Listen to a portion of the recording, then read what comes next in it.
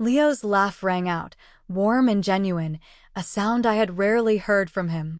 He crossed the room, grabbing a shirt from a nearby chair and slipping it on. "Relax, Lisa," he said, his blue eyes softening. "You did more than anyone could have asked. You saved my father." His voice grew quieter, gratitude threading through each word. I looked away, trying to ignore the strange fluttering in my stomach. "I just did what I had to," I murmured. But as relief washed over me, a darker thought lingered.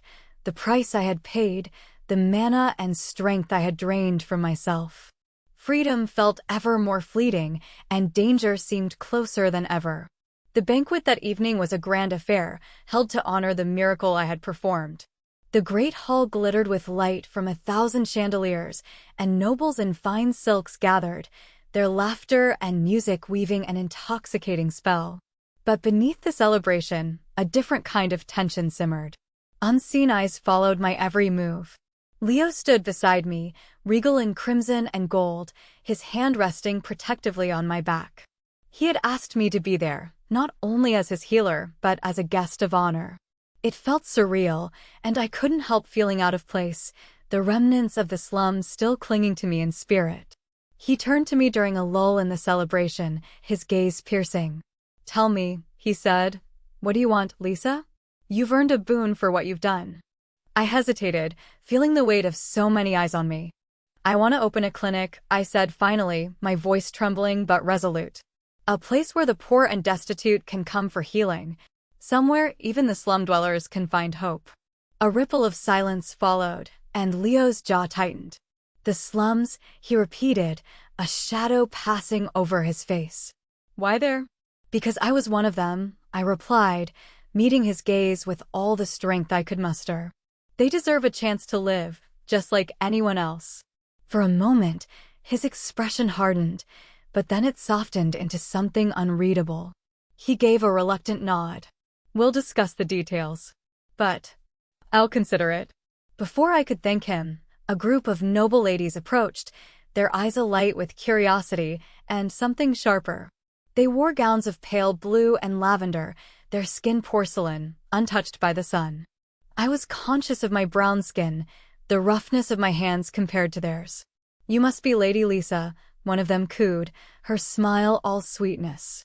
"What a unique beauty you have. So exotic." Another leaned in, her voice like honey laced with poison. "The king must have quite a fondness for unusual things." Their words stung, leaving me feeling small and exposed. I smiled as best I could, but each comment was a knife, and soon I excused myself from their company, feeling the weight of my difference more heavily than ever. Life in the palace was both a blessing and a trial. I worked tirelessly to establish the clinic, treating the poor while enduring the whispers and taunts of the noblewomen. Their envy and disdain were weapons they wielded freely, and even Leo's protectiveness couldn't shield me from it all. But worse shadows loomed. Unbeknownst to the palace, the bandits who had once enslaved me were drawing closer. They had heard of my miraculous powers and my glaring weakness, my inability to heal myself. They planned in the shadows, determined to take back what they believed was theirs. Leo's protectiveness grew sharper, more possessive.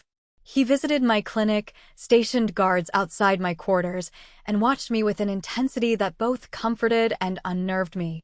His obsession was a flame I didn't understand, but I was beginning to realize that in his own way, he was terrified of losing me. And I, in the heart of this beautiful, dangerous world, was beginning to wonder if even his strength would be enough to keep the darkness at bay. Days at the clinic unfolded in a blur of relentless work. The line of people waiting for my healing grew longer every day, stretching far into the slums. It was a harsh reminder of the desperate need that filled this part of the kingdom. My hands were rarely idle. I sewed gashes shut with thin, delicate stitches, stabilized broken limbs with splints carved from splintered wood, and used what little herbs and salves we had to ease pain. Magic had its limits, and I couldn't rely on it for every injury.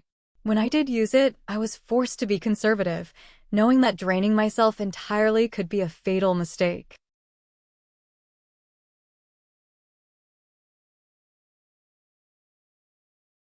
There was one boy, barely older than 10, who came to the clinic clutching his stomach.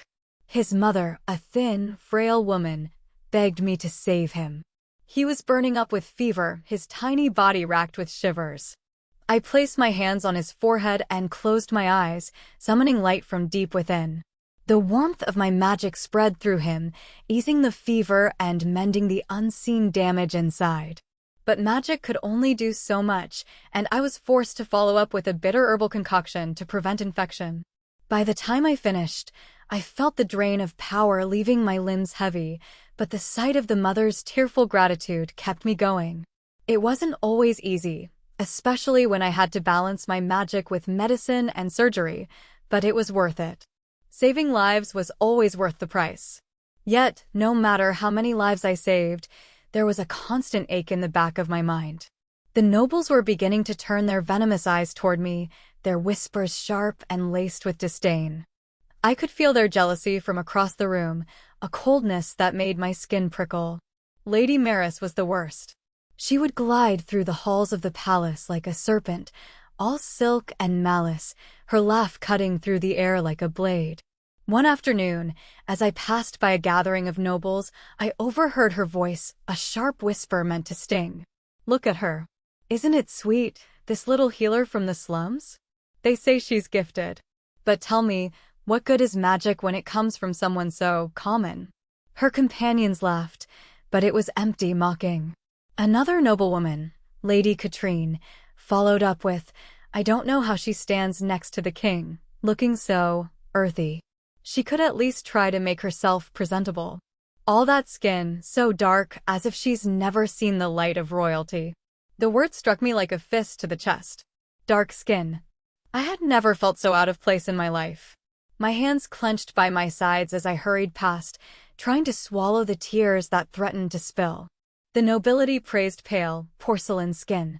It was the standard, the symbol of purity and grace. What was I, then, but an anomaly?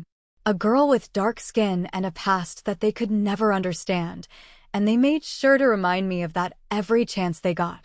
The banquet that night was meant to be a celebration of King Lucian's recovery, but I knew it was also for me, a celebration of my role in saving his life. The entire palace was alive with music, laughter, and the clinking of glasses. Everything was so pristine, so glittering. It made me feel even more out of place, as if I didn't belong in the glittering halls of the court. The nobles had their bright smiles plastered on, their eyes filled with intrigue, but I could feel the contempt simmering beneath their facades. Leo, too, seemed different, distant, though still kind. He approached me at the side of the grand hall, his usual confidence shadowed by something I couldn't quite place. "Lisa," he said, his voice low enough that only I could hear. "Would you join me for a dance?" My heart skipped at the request. A dance? In front of all these people? I hesitated, my mind racing. This wasn't just any dance. It was an invitation for something deeper, something beyond healing and duty. I glanced at the floor, feeling the weight of every pair of eyes on me. But then I looked up, and there was something in Leo's gaze, something vulnerable, something raw, that made my chest tighten. He wasn't asking out of obligation, as I had expected. He truly wanted me to join him. I nodded, my heart hammering in my chest. The music swelled as we took to the floor. His hand was firm at my waist, and though the dance was slow, his movements felt almost too intense, as if the world outside the ballroom didn't matter. For the briefest moment, everything faded, just the two of us, moving as one. His hand rested against my back, and I could feel his breath against my cheek. There was something unspoken between us, something I didn't fully understand, but it was there. It wasn't just about healing his father anymore. It was more. But as I twirled, a chill swept through me, something in the air that wasn't right. The music faltered as the ground beneath us trembled. The chandelier overhead rattled, and a cold, eerie wind blew through the windows, despite the sealed halls. The tension was thick, oppressive. The doors to the ballroom slammed open, and a guard rushed in. "Your Majesty, there's been a breach in the city. Monsters, they're attacking." My heart dropped, and I quickly stepped away from Leo, my instincts taking over. Monsters? I whispered in disbelief. It couldn't be. Not now. But the urgency in the guard's voice left no room for doubt. The kingdom was under attack, and the peace we had fought so hard for was already slipping away. My heart pounded in my chest, the truth setting in. This was the beginning of something far darker than any of us could have anticipated.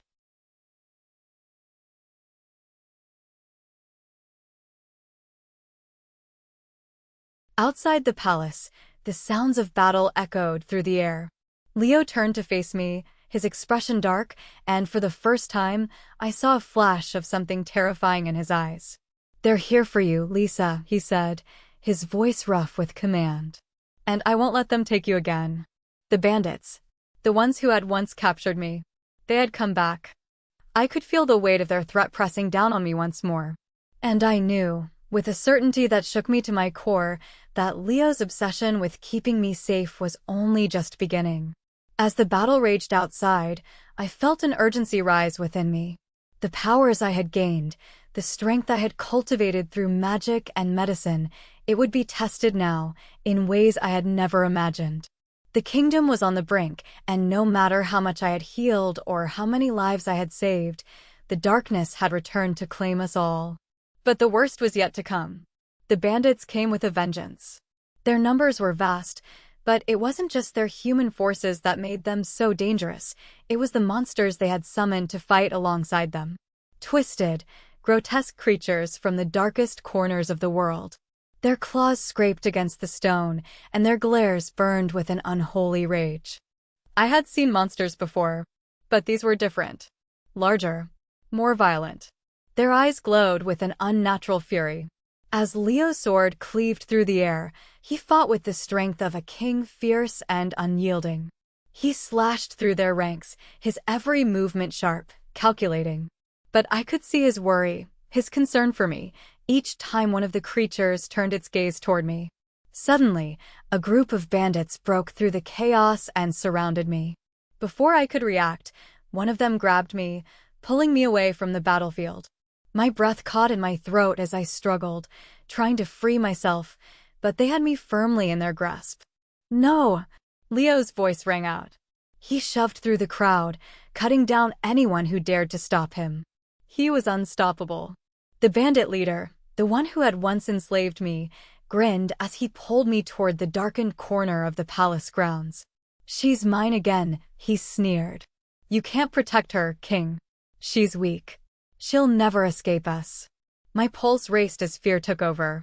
My body trembled, not from the cold, but from the terror of being taken again.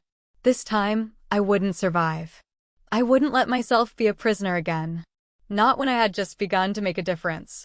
Leo was right behind us, though. He wasn't going to let me go.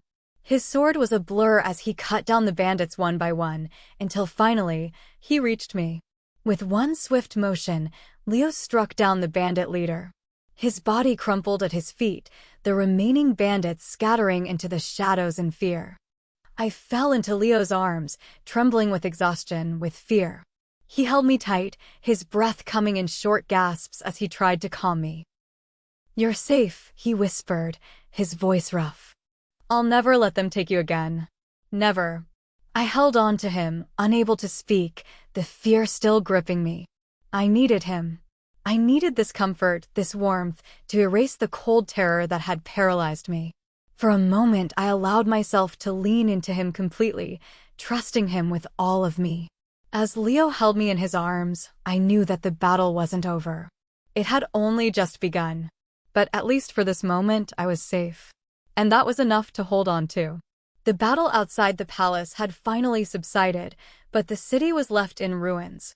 The scent of smoke hung thick in the air, mixing with the metallic tang of blood.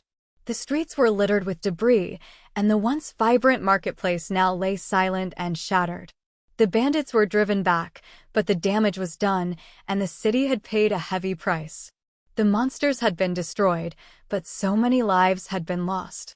And yet, even with the carnage around us, I found myself focused on the people who were still alive, the ones who still had a chance. I didn't even stop to rest. I couldn't. Not when there were people to save, people who needed me. There were so many wounded, men and women, Children, soldiers, civilians spread throughout the palace and the surrounding streets. As soon as the last of the monsters were dispatched, I rushed to the infirmary, my heart racing. I had to do something. Leo tried to stop me. He was at my side, his hand firm on my arm. His face was pale, his jaw clenched with worry. "Lisa, you need to rest," he said urgently, his voice low and commanding. "You've been through enough. Don't push yourself any further." But I couldn't listen. I could feel the magic in me, the warmth, the pull of it. It was a gift, a power that allowed me to heal, to save lives. How could I turn away when I knew I could make a difference? "I can't just leave them," I replied, pulling my arm free. "I can help them. They need me."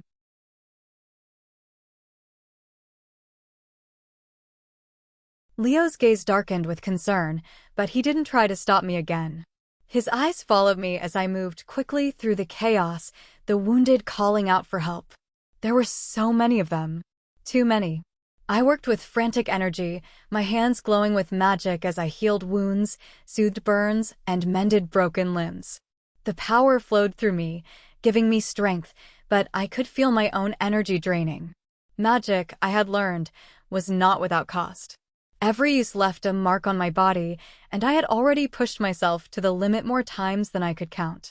By the time the sun had set, the courtyard was filled with the moans of the injured, and the once immaculate palace grounds were now stained with blood.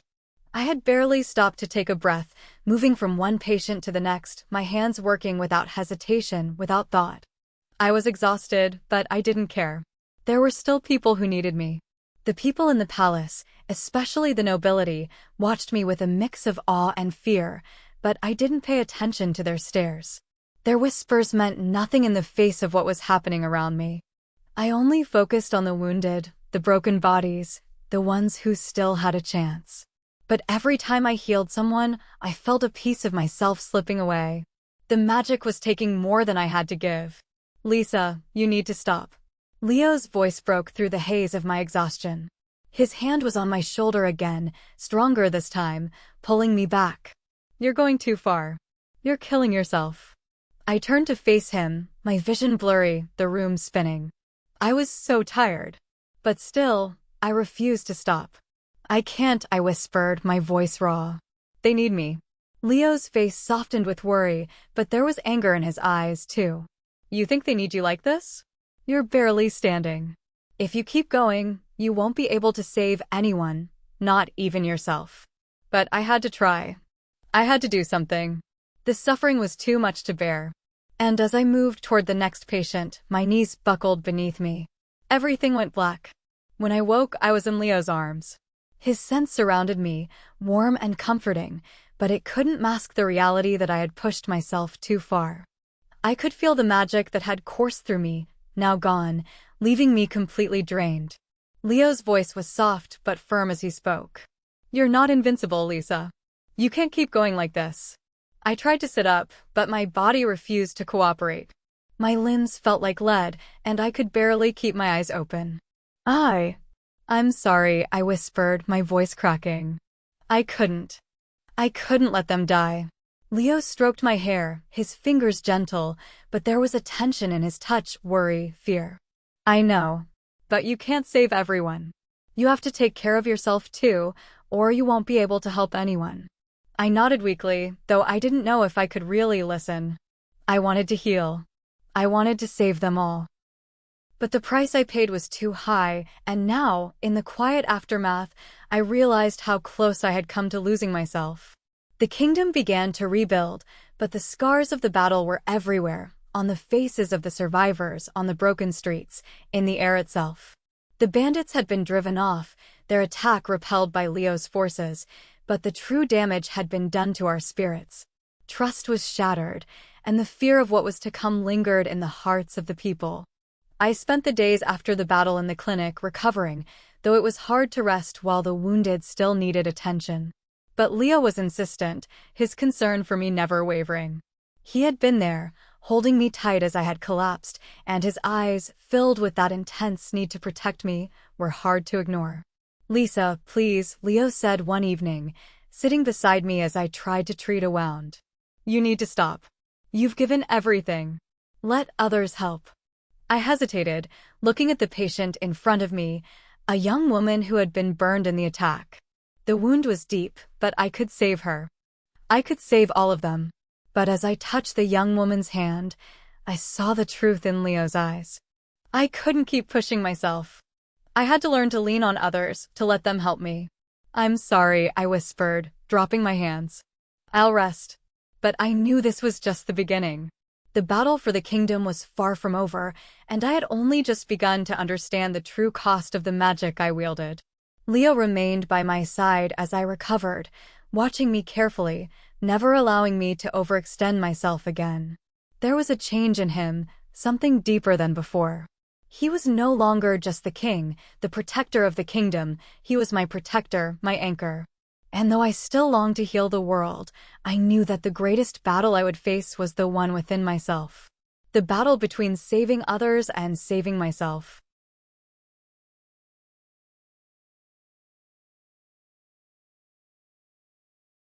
As the kingdom began to rebuild, I realized that even magic had its limits. And it was time for me to learn to set my own limits too. The days that followed my collapse were a blur, a haze of feverish recovery. Leo, as always, was at my side, but there was a sharpness to his concern now, a quiet insistence that I couldn't push myself too far. His hands were gentle when he touched my shoulder, his voice always low, pleading. Rest, Lisa. You can't keep carrying the weight of the kingdom on your own. But while my body healed, my mind couldn't rest. The monsters, the bandits, the constant danger, it gnawed at me. I knew I had to be ready. There were too many lives depending on me, and I had barely scratched the surface of my true abilities. And that's when Rena appeared. Rena was a woman of strange power and even stranger origins. She had been a part of a forgotten order of mages who had once stood against the demon lord's armies, though her order had long since vanished from history. She had survived, and when she had heard of my abilities, she had offered her guidance. Leo had been reluctant to let me train, but Rena had a presence that was impossible to ignore. She was a master of magic, her eyes sharp with knowledge and her hands steady with power. The first time I met her, she regarded me with an almost analytical gaze, studying every inch of me like a puzzle she was determined to solve. You've already learned how to heal, she had said, her voice smooth and confident. But your magic is far more than just mending broken bodies. It's the foundation, not the limit. Over the next several weeks, Rena's lessons took me beyond what I had known.